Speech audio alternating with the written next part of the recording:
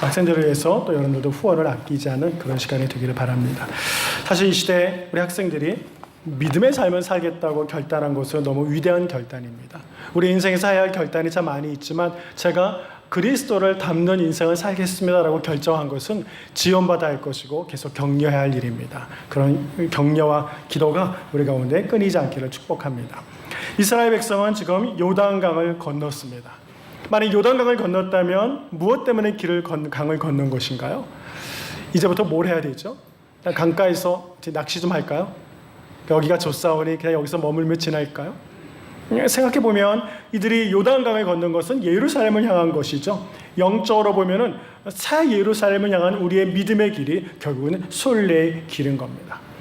여러분 기대하십시오. 성령께서 여러분이 성령으로 충만해졌다면 이제 광야로 이끌려 갈 것을 예상해야 한다는 거예요. 광야란 우리 기독교 저술에서는 기본적으로 이렇게 개념화되어 있죠. 어두운 면을 상징합니다. 여러분 광야와 초원 중에서 어디가 더 여러분에게 훨씬 더 매력적이죠? 초원이 매력적이죠. 남진이 떠오르지 않아도 초원이 매력적이에요. 근데 광야는 별로 좋은 것은 아니에요. 그러나 주님을 섬기기를 원한다면 시험을 당할 준비를 해야 한다는 것이죠. 요단강에서 예루살렘으로 가기 원한다면 여러분들은 지금 광야를 지나가야 합니다. 저기 지중해에서 불어오는 바람이 예루살렘 도시는 해발 600에서 1000m 정도 되거든요. 그 예루살렘 쪽에 부딪혀서 넘어가지 못하고 비가 되어 떨어지기도 합니다. 그러니까 지중해 쪽은 좀 비옥하지만 이쪽 동쪽은 사해 쪽은 좀 광야처럼 사막화되어 있는 땅이기도 해요. 그런 면에서 이 이스라엘 백성이 요단을 건너 예루살렘으로 가는 곳에는 이 광야를 통과하여 가는 수밖에 없는 길이라는 거죠. 또 그러고 보면 이 광야와 비옥한 땅은 언덕 하나 차이예요. 그렇게 거대하게 여기서 비행기 타고 광야 가려면 몇 시간 걸리는 길이 아니에요. 그저 언덕 하나 넘으면 또 광야가 나타나는 길이기도 하다는 거죠. 이것을 의미하는 것은 우리가 예수를 믿고 그 예루살렘이라는 순례길을 걸어갈 때 우리 가까이 있는 것이 광야다라는 것. 언제나 우리는 잘못하면 조금만 방향을 틀면 광야로 우리의 인생을 틀어갈 수가 있다는 거죠. 그런 면에서 광야는 건조한 곳이기도 합니다. 여러분 혹시 여러분이 지금 기도하거나 성경을 읽을 때도 혹시 기쁨이 좀 많이 없나요? 그렇다면 지금 광야에 있는 거예요. 교회에 오는 것이 지루하고 좀 별로 이렇게 기다려지지 않나요? 광야에 있는 거예요. 지금 예배를 드리는데도 오늘 또 언제까지는 하려나 혹시 그런 생각이 드나요? 여러분 지금 광야에 있는 거예요. 하나님께서 우리가 하나님 말씀을 들을 때 성령으로 위로를 받고 격려받고 소망을 누려야 되는데 예배를 드려도 별로 마음에 기쁨도 없고 공허하고 별 차이가 없다면 여러분 지금 여러분이 서 있는 광야를 믿음의 눈으로 보시기를 바랍니다. 한때 우리를 흥분시켰던 그분의 말씀 왜 언제부터 지루하게 들리는 거죠? 그분의 십자가와 부활을 들을 때마다 내 마음속에 뜨겁게 불타올랐던 주의 성령의 위로와 능력은 다 어디로 사라지고 그저 아무런 감동도 지루하게만 하고 그렇게 내몰려 있느냐라는 것입니다. 성도라고 하면서도 여전히 소망을 상실한 채 방황한 삶을 살아가는 우리들, 그렇다면 우리는 이 광야를 어떻게 벗어나야 할지를 생각하고 하나님께 기도해야 할 겁니다. 그러나 아직은 염려하지 마십시오. 왜냐하면 성숙한 그리스도인들은 이 광야를 반드시 통과해야만 하기 때문에요. 이 광야가 여러분만이 지금 잘못 들어와 있는 길은 아니라는 거죠. 황폐함과 광야를 느끼게 되는 요인들은 무엇일까라고 보면 우리가 피곤해진다는 거예요. 엘리야가 바알 선지자들과 싸움을 한 다음에 너무 힘들어서 도망치지 않았습니까? 죽이겠다고 하니까요. 도망쳐가는 아무것도 하나님의 사명도 감당하지 못하고 도망하는 그를 하나님께서 어떻게 다스려 주셨죠? 그를 쉬게 하고 음료수를 먹게 하고 이렇게 육신을 회복시켜 주시면서 다시 사명을 회복할 수 있도록 격려하고 세워 주셨습니다. 다 나는 광야의 길로 내몰려야지라고 신앙생활을 이렇게 밑으로 다운되는 사람은 아무도 없어요. 어떤 날은 열심히 하는데 어느 날 아이를 낳고 출산 이후에 갑자기 찾아온 우울증과 육아에 힘쓰다 보니까 도무지 하나님과의 교제가 점점점 멀어지는 날을 보게 되는 거죠. 어떤 날은 부모님과 사랑하는 사람들의 죽음 앞에 내몰렸을 때 그 죽음이 인생을 좀 험하게 만들어서 신앙생활에 힘쓰기보다는 그저 이렇게 지루하게 된 인생을 내몰러 가는 것도 보게 됩니다. 새로운 직업을 가질 때도 우리가 하나님과의 교제보다는 광야에 떨어질 가능성이 높습니다. 그 직업에 매달려서 거기에 몰입하다 보면 이 일을 통해서 하나님과의 거리를 가까이 가기가 어려울 때가 있거든요. 이사를 가거나 삶의 건강에 변화가 있거나 이 모든 일들은 사실은 우리를 광야로 내모는 하나의 요인들이 될 수 있습니다. 광야로 가는 길은 가깝기 때문에 언덕 하나만 넘으면 되기 때문에요. 그리고 광야는 유혹의 장소이기도 합니다. 그것은 돌을 갖고 떡으로 만들려고 하는 사람들이 무수히 모여있는 곳이기도 해요. 그래서 기쁨보다는 나의 목적과 나의 계획들을 이뤄보려고 애쓰는 사람들이 허둥대는 곳이에요. 소명이 무엇인지, 유혹이 무엇인지도 발견하지 못하고 내몰려 있는 공간이 광야다라는 것이죠. 여러분, 하나님께서 예수 그리스도에게 능력을 주셨습니다. 당신의 독생자에게. 근데 왜 그 능력을 주셨죠? 그 능력을 가지고 하나님 나라를 세워가라는 것이지, 광야에서 배고픔을 해결하고 서커스를 벌리고 그 돌을 떡으로 만들면서 살아가라고 권위와 능력을 주신 것은 아닐 거예요. 하나님 왜 우리에게 믿음의 자녀로 삼으셨습니까? 왜 은혜를 주시죠? 왜 놀라운 하나님의 자녀로서의 세상을 책임질 수 있는 직분을 우리에게 왜 허락하십니까? 그냥 나 혼자 이 광야에서 그저 근사하게 혼자만 잘 살라고 주신 능력은 아닐 거예요. 내게 주신 이 은사들은 하나님 나라의 그 일을 통하여 하나님 나라를 세워가라고 하시는 주님의 부르심이 반드시 그 안에는 있는 겁니다. 그래서 광야는 필요한 것이고, 이 광야에서 우리는 하나님이 말씀하시는 훈련을 받으며 통과해야 합니다. 중세에는 많은 사람들이 하나님의 음성을 듣기 위해서 광야로 일부러 찾아가기도 했어요. 이 광야에서 하나님의 소리에 집중했습니다. 여러분이 살아가는 우리의 인생에서 들리는 수많은 소리에 우리는 어떻게 반응합니까? 이곳에서 하나님의 음성을 듣는 법을 배워야 하지 않겠습니까? 내가 듣는 소리가 소명의 소리인지 조롱거리인지, 나를 내팽개치는 소리인지 나를 세워주시는 소리인지를 구별할 수 있어야 하는 것 아닙니까? 여러분, 이제 준비하십시오. 여러분, 돌아가시면 다 짐을 좀 싸세요. 광야로 떠날 준비를 해야 합니다. 우리가 순례 여행을 시작했다면 조만간 여러분은 광야에 도착하게 될 거예요. 아니면 광야가 여러분을 찾아올 수 있습니다. 어떤 분은 지금 광야에 있을 거예요. 그러나 그렇다고 해서 여러분 두려워하지는 마십시오. 왜냐하면 이 광야는 마음 편히 먹고 이 광야를 맞이하는 것이 순례의 한 부분이기 때문에 그래요. 여러분이 누구보다 특별히 운이 나빠서 이 광야의 길에 들어온 것이 아니에요.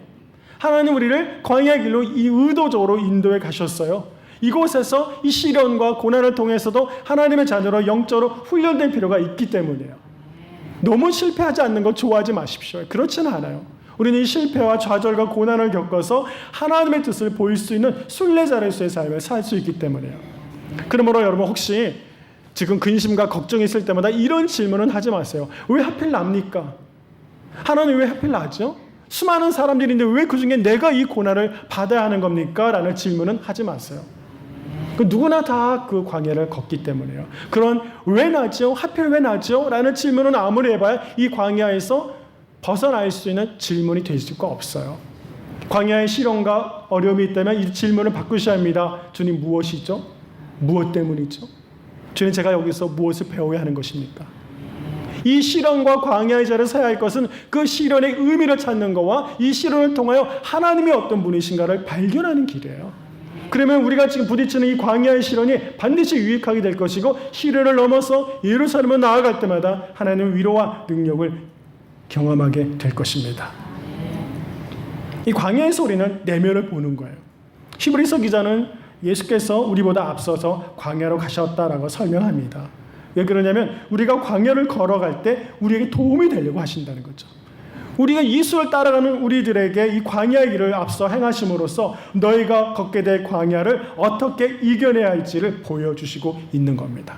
그러므로 광야에서 흘리는 눈물 때문에 너무 아파하지 마세요. 그 눈물이 여러분의 잠든 시선을 깨끗하게 씻어줄 거예요.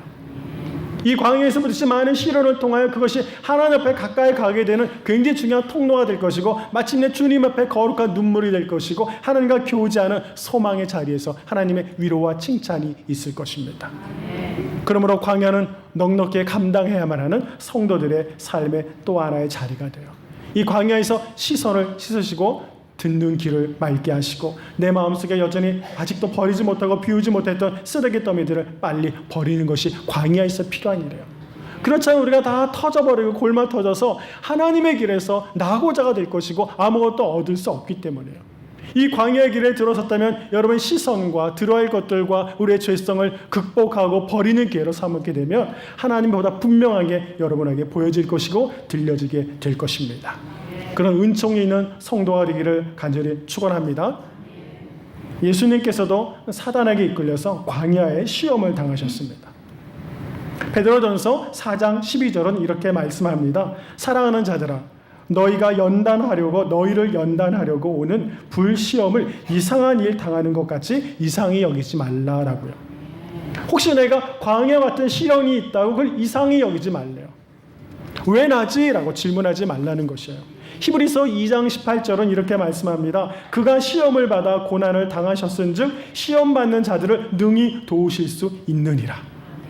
그는 누굽니까? 예수 그리스도. 그가 시험을 받아 고난을 당하셨기 때문에 시험 받는 너희들을 능히 도울 수 있다 라고 말씀하시는 거예요. 주님이 시험 받으셨기에 오늘 우리를 도울 수 있다는 거죠. 그러면 이제 주님의 시험으로 여러분의 관심을 다시 돌리십시오. 예수 그리스도께서 광야에서 시험 받으신 것은 인간을 대표로 받았던 시험이겠죠. 우리 누구나 다 받아야 할 시험을 주님이 앞서서 받으신 거예요. 그러면 그 시험을 깊이 묵상하면 우리가 부딪히는 시험을 이겨낼 수 있는 지혜를 예수에게서 배우게 되는 거죠. 그동안 이 예수님의 시험에 대해서 많이 묵상하셨을 거예요. 오늘 다시 한번 이 시험을 정확히 묵상함으로 앞으로 여러분의 광야에서 끊임없이 부딪혀야 될 이 많은 시련을 어떻게 이겨야 되는지를 지혜를 배우는 귀한 시간이 되기를 축복합니다. 요한일서 2장 16절은 이 모든 것을 우리가 받아야 할 시험을 한마디로 세 가지로 정리해 주었죠. 뭐죠? 육신의 정욕, 안목의 정욕, 이생의 자랑이다. 다시 한번 말해볼까요? 육신의 정욕, 안목의 정욕, 이생의 자랑. 이 세 가지를 좀 여러분이 암기했으면 좋겠어요. 왜냐하면 내가 받던 시련이 무엇인지를 카테고리화 할 줄 알아야 물리칠 수 있을 거 아니에요. 육신의 정욕, 안목의 정욕, 이생의 자랑. 이것을 좀 마음에 품고 이 광야에서 부딪히는 많은 위협과 시험을 이겨낼 수 있는 지혜와 능력을 배우는 저와 우리 성도가 되어야 할 것입니다. 첫 번째, 육신의 정욕의 시험을 한번 살펴보겠습니다. 아담이 에덴 동산에서 유혹을 받습니다. 사단에게 선악을 알게 할 만한 나무를 보았을 때 아담이 했던 말이 뭐죠? 먹음직했다라고 말합니다. 야, 저거 먹고 싶은데? 라는 마음이 들은 거예요. 먹는 것과 관련된 시험이 육신의 정욕입니다. 이건 물질과 관련이 있는 것이에요. 물질이 없으면 먹을 수 없잖아요. 먹는 건 다 물질의 카테고리 안에 들어있는 거예요. 주님도 이 똑같은 시험을 겪지 않으셨습니까? 40일 동안 금식하신 주님에게 사단이 이 돌을 떡으로 만들어 보라고 요구했어요. 여러분, 주님은 그냥 그렇게 요구 안 해도 이 돌이 떡으로 보일 정도예요. 40일 굶었으면 그러지 않겠습니까? 그러니까 얼마나 이것이 절박한 문제예요. 그래서 선 하나 넘으면 되는 거예요. 여러분, 정말 배고픈 절박한 상황에서 이런 시련들이 이겨낼 수 있는 시련이라고 생각하세요? 정말 조금 약간의 재정이 없어가지고 죽어가는 이 사람들 앞에 이 주어지는 재정이 거부할 수 있을 만한 그런 뭐라고 생각하세요? 저는 그렇게 생각이 잘 안 돼요. 이것이 얼마나 시급하고 절박한 문제인지를 알아야 해요. 그냥 나는 돈 많으니까 그 정도 괜찮아. 이 정도가 아니에요. 우리 집에 빵 많아. 이런 개념이 아니에요. 이 절박한 상황 속에서도 그것이 아니면 내가 죽을 수밖에 없는 상황 속에서도 내가 이 문제의 시련을 겪어낼 수 있느냐라는 문제예요. 주님이 어떻게 승리하셨죠? 마태복음 4장 4절에 예수께서 대답하여 이르시되 기록되었으되 사람이 떡으로만 살 것이 아니요 하나님의 입으로부터 나오는 모든 말씀으로 살 것이라. 이렇게 말씀하셨습니다. 자본주의를 살아가는 우리들에게 주님은 너가 살아가는 삶의 표준을 하나님의 말씀에 두라고 지금 권면합니다. 이 말을 참 아멘을 받아들이기가 쉽지가 않습니다. 돈이 미덕인 시대, 돈이 파워가 되는 시대, 그것보다 하나님의 말씀을 붙들라고 하는 예수 그리스도의 이 말씀을 여러분은 지금 이 시대에 어떻게 받아들이고 있습니까?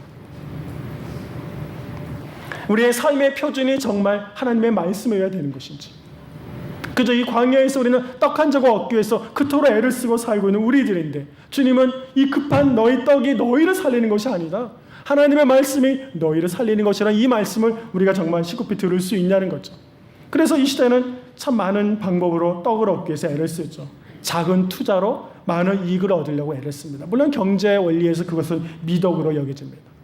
그렇죠? 적게 투자해서 많이 얻는 합리적인 방법을 우리는 좋아합니다. 그러다 보니까 우리는 늘 불로소득에 매어 달리는 거죠. 정말 다른 방법은 없는 것인가? 기록된 말씀을 붙들고 살아가는 가치관이 우리 가운데 얼마나 중요한가? 교회에 나오지만 붙들고 살아가는 가치관은 세상적인 가치관으로만 살아간다면 우리가 좀 하나님의 음성을 들을 수 있는 것인가라는 생각을 하게 됩니다. 여러분, 세상보다 주님을 더 사랑한다고 선포할 수 있는 여러분이 되기를 축복합니다. 물론 물질은 너무나 필요한 것이에요. 그건 분명합니다. 그러나 하나님 오늘 이건 유혹이라는 것이죠. 그 물질을 얻기 위해서 우리에게 부딪혀오는 유혹에 대해서 너희가 그냥 당당할 수 있겠냐? 아니요. 나는 하나님의 말씀의 표준에 의해서 아니더라고 말할 때 그때 비로소 하나님의 음성이 들려오는 거예요. 이는 내 사랑하는 아들이며 딸이라는 것이요. 주님께서 세례 받으실 때 그런 음성이 들려왔고 그 음성을 듣고 광야로 주님이 내몰려 가셨거든요. 누구나 다 그냥 교회만 나와 있다고 그분의 아들과 딸이 되는 것은 아닌 것 같아요. 이렇게 무엇인가 유혹에서 철저하게 말씀으로 살겠다는 결정이 있는 자에게 이와 같은 하나님의 선언이 있는 것 아닐까요? 그 정도의 시험을 통과하면 비로소 내가 이제 나의 아들이구나, 나의 딸이구나 라는 말씀을 듣게 되는 것이 아닐까요? 사랑하는 여러분, 우리는 참 우리의 시간들을 물질을 얻기 위해서 참 많이 애를 쓰고 살아갑니다. 그럼 주님 그 물질을 보다 하나님의 방식과 정직한 방식으로 얻는 일에 더 집중할 수 있기를 바랍니다. 하나님 오늘 우리에게 그 같은 말씀을 주시는 거죠. 물질의 시험을 아마 당하지 않는 사람은 아무도 없을 것입니다. 그럴 때마다 삶의 표준을 하나님의 말씀에 듣고 보다 정직하고 말씀으로 살아가는 그분의 자녀가 되기를 간절히 축복합니다. 두 번째는 이생의 자랑을 먼저 보겠습니다. 이생의 자랑이죠. 아담이 시험 받을 때 그 열매가 지혜로울 만큼 보였다라고 성경은 기록합니다. 지혜가 있다는 건 뭘까요? 자기를 드러내는 것이죠. 사단도 예수님을 성전 꼭대기로 데려가서 한번 뛰어내려 보라라고 요구했어요. 그러면 천사가 잡아주고 유명해지지 않겠느냐라고 인기와 명예에 대해서 시험을 했습니다. 사실 자기 이름을 드러내려고 하는 일이 지금의 시대잖아요. 이름 한번 나와야 되잖아요. 언젠가 차인표 씨가 힐링 캠프에서 자기 고백을 했어요. 자기는 자기 이름 내는 걸 너무 좋아했대요. 자기가 지금처럼 이렇게 처음부터 도네이션을 잘하고 헌신하고 도우는 사람이 아니었대요. 자기는 자기 의와 고집에 꽉 찬 사람이었대요. 자기를 착각하지 말래요. 자기는 그런 교만한 사람이었대요. 언젠가 그래도 이웃을 돕기 싶어서 주민센터에 전화를 했대요. 혹시 내가 차인표인데 이 주민들 중에 어려운 사람을 돕고 싶은데 좀 명단 좀 한 50명쯤 보내달라고. 그러니까 한참 있다가 주민센터에서 우리는 그렇게 개인정보를 줄 수 없다고. 아무리 그들이 어려워도 그냥 아무나에게 개인정보를 줄 수는 없습니다. 그래서 차인표에서 굉장히 기분 나빴대. 아니 돕겠다는데 뭐 딱딱거려. 그래가지고 기분이 나빴대. 그럼 그만둬. 내가 할게. 그리고 자기가 매니저와 함께 10만 원짜리 봉투 70개를 만들어가지고 저 어려워 보이는 아파트를 찾아갔대요. 그래가지고 방마다 총회만 누르면서 안녕하세요. 제가 차이면 자 들으면서 이거 지났다는 거예요. 근데 한참 하다 보니까 이상하더래요. 문을 열었는데 아파트가 좀 잘 살아 보이더래요. 이게 이 정도 잘 살아 보이는데 뭔가. 그거 받은 사람은 굉장히 횡재한 거죠. 나중에 매니저가 그랬대요. 제발 나 하나 좀 도와달라고. 엉뚱한 소리 하지 말고. 그러면서 자기는 핀잔을 줬다 그러는데 그 때문에 자기는 그렇게 자기 이름을 드러내긴 좋아했다는 거예요. 그러다가 어느 날 신혜란 씨가 인도에 가서 이렇게 봉사활동하고 촬영하는 순서가 있었는데 마침 못 가게 됐다는 거예요. 그래서 자기 보고 좀 가달라고 요청을 했대요. 가고 싶지 않았지만 하도 아내가 가라 그래가지고 할 수 없이 인도에 가기로 했다는 거예요. 어딘지는 잘 몰라요. 근데 자기는 촬영차에 간 거예요. 그 기관을 좀 이렇게 홍보하는 일에 촬영물을 찍기 위해서 간 거예요. 그러니까 자기는 도우러 간 게 아니라 촬영을 해서 간다고 생각하고 그 대표에게 전화를 걸어서 비즈니스석을 좀 하나 끌어달라고 요청했대요. 거기 가는 모든 사람은 다 자기가 돈을 내서 자기가 티켓팅하고 이코노미석에 앉아서 가는 사람들이거든요. 근데 자기는 그러기 싫다. 비즈니스석을 보내달라 그래서 하설 대표가 보내줬대요. 그러니까 자기 포인트를 업그레이드 시켜가지고 퍼스트 클래스로 옮겨가지고 멋있게 근사하게 인도 땅을 갔대요. 거기 봉사자들과 함께 어울려서 대화하기도 싫었고 그냥 자기가 갔대요. 거기 가서 이제 며칠을 보내고 마침내 이제 가장 어려운 아이들을 만나는 시간이 되었고 그때 그 대표가 자기에게 그 아이들의 손을 잡아주면서 사랑한다, 희망을 가져라 이런 말을 좀 해달라고 요청했다고 알겠다고 그 정도 못하겠냐고 그래서 갔다는 거예요. 막상 거기 와서 세상에서 가장 가난해 보이는 아이들의 손을 잡았을 때, 그때 그가 하나님의 음성 같은 걸 들었대요. 내가 널 사랑한다. 그 아이의 손을 잡고 그 아이의 눈을 보는 순간 그의 마음이 무너지기 시작했대요. 자, 그렇게 고백했습니다. 그때부터 내가 이 삶의 가치가 바뀌었습니다. 우리가 여기서 이렇게 생각하는 거와는 다른 것 같아요. 우리도 지난번에 아이들이 필리핀이나 이렇게 가장 가난한 곳에 갔다 오 아이들이 여전히 우리 60년대 집안에 왜 비가 오면 돼지들이 막 뛰어다니고 했었잖아요. 여전히 돼지와 집 가까이 뛰어다니고 아이들 흙먼지 일구는 아이들을 보면서 이 아이들이 굉장히 마음 아파하더라고요. 보고 그 아이들을 붙들어주고 기도하고 이러면서 우리 아이들이 굉장히 달라지는 걸 많이 느껴요. 그래서 아울리치를 보내려고 그러는 거예요. 하나님께서 우리에게 보여주시는 일들이 무엇인가? 거기서 나의 이름은 아무것도 아닌 것이에요. 하나님의 영광과 그분의 역사를 드러내는 것이 필요하거든요. 성경은 우리에게 명예가 말합니다. 성경이 말하는 명예는 은총이에요.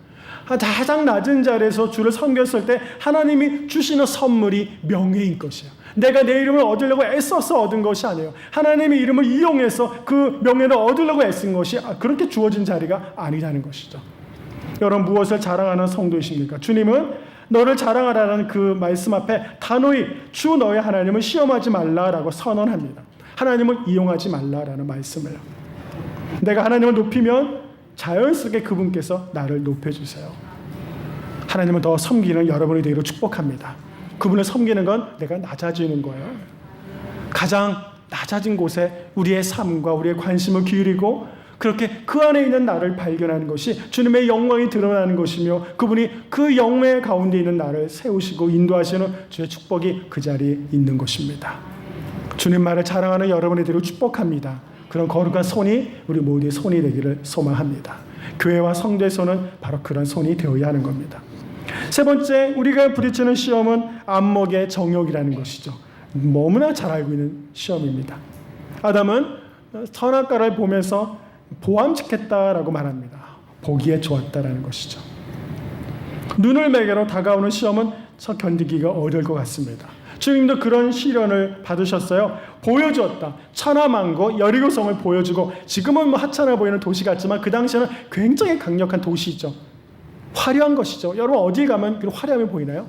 제가 말레이시아 갔을 때 쿠알라룸푸르 도시를 산 위에서 우리나라의 남산 같은 곳을 내려보았는데 거대하던데요. 한국만 거대한 것이 아니던데요. 우리의 인생에 있어서 우리에게 보여주는 이 거대한 것들을 보여주면서 경배하면 다 주겠다라고 유혹하지 않았습니까? 지금 우리가 서 있고 우리가 바라보는 자리가 무엇인지를 참 생각해 볼 필요가 있습니다. 내가 지금 서 있는 자리가 믿음의 자리보다도 세상의 쾌락이 더 아름다워 보인다면, 이웃을 섬기는 것보다 그들을 밟고 일어서는 것이 더 좋아진다면, 그럼 여러분은 지금 안목의 정욕에 빠져 있는 것입니다. 그저 눈에 보이는 것에 나의 모든 관심을 잃어버린 것이에요. 하나님은 화려해 보이는 것, 가치 있어 보이는 것, 만족스러워 보이는 것을 내게 보여줍니다. 그리고 그것을 얻기 위하여 최선을 다하고, 아니 경배까지 해보라고 요구하는 것이에요. 그 안락함과 화려함을 얻기 위해서 내가 내 모든 자존심과 양심과 신앙까지도 버리라고 요구하고 있는 것이죠. 그러면 주겠다고 요구하는 것이에요. 세상에 편안함을 얻기 위해서 살아가는 우리들이 아닌가요? 주님은 10절에 대답합니다. 사단아 물러가라. 다만 그분만은 섬겨라 라고 선언하셨습니다. 다만 그분만은 섬겨라. 그분만은 섬기는 자리는 예배의 자리입니다.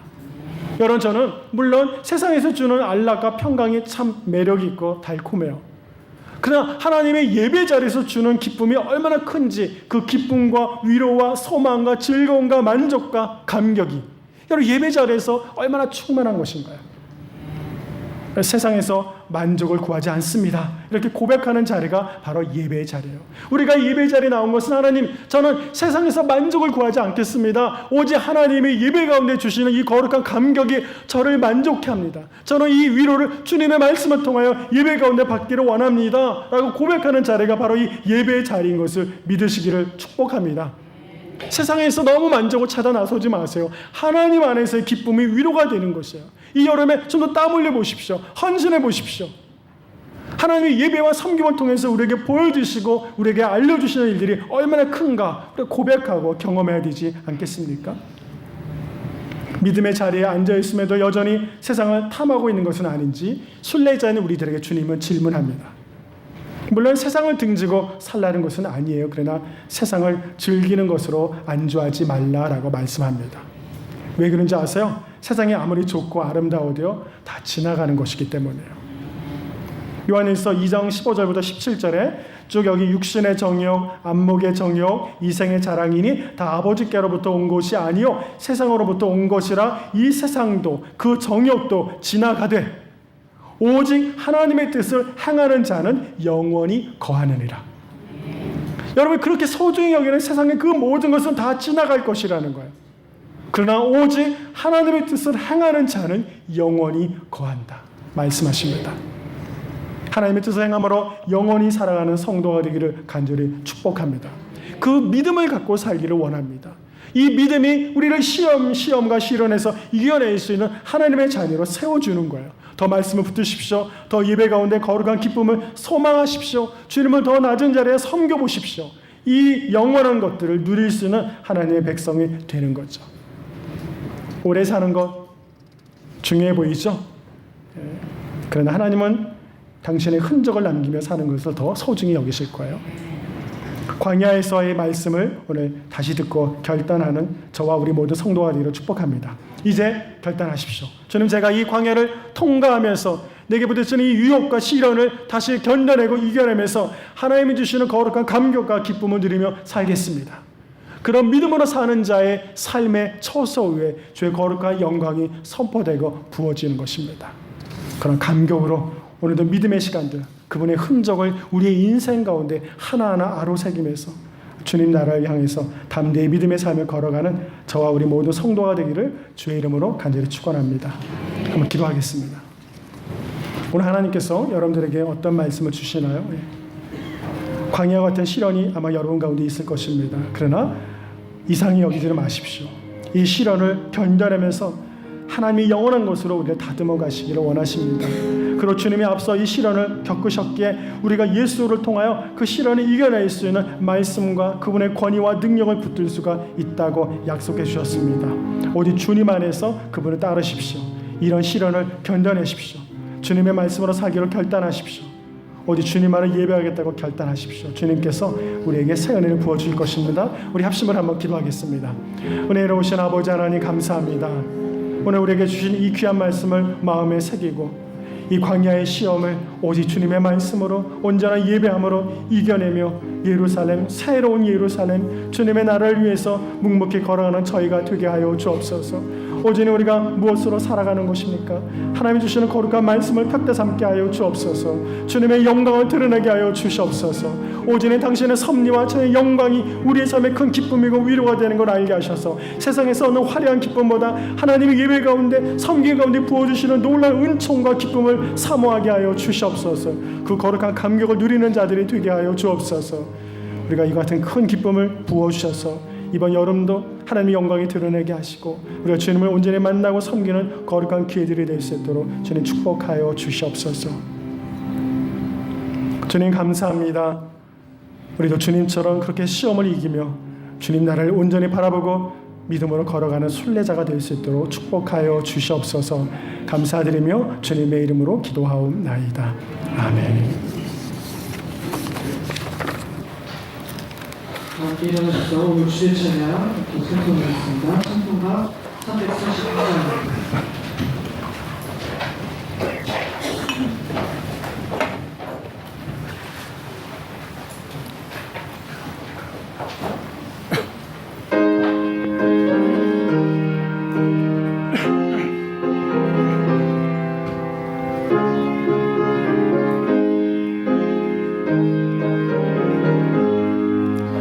너 시험을 당해 죄 짓지 말고 너 용기를 다해 곧 물리치라. 너 시험을 이겨 새 힘을 얻고 주 예수를 믿어 늘 승리하라. 우리 구주의 힘과 그의 위로를 빌라. 주 주님 내 곁에 서서 항상 도우시리. 내 친구를 삼가 잘 선택하고 언행을 삼가 늘 조심하라. 너 열심을 다해 늘 충성하고 온 정성을 다해 주 봉사하라. 우리 구주의 힘과 그의 위로를 빌라. 주님 내 편에 서서 항상 도우시리. 잘 이기는 자는 상 받으리니 너 낙심치 말고 늘 전진하라. 내 구세주 예수 힘 주시리니 주 예수를 믿어 늘 승리하라. 우리 구주의 힘과 그의 위로를 빌라. 주님 내 편에 서서 항상 도우시리. 이제는 우리 주 예수 그리스도의 은혜와 아버지 하나님의 크신 사랑과 성령의 감화 감동 역사 충만하신 은총이 오늘 주의 말씀을 듣고 그 시련을 말씀으로 이겨내며 주님이 기뻐하시는 온전한 순례자의 삶을 살아내기를 원하는 우리 모두 위에 이제로부터 영원히 함께 하시길 간절히 축원하옵나이다. 아멘.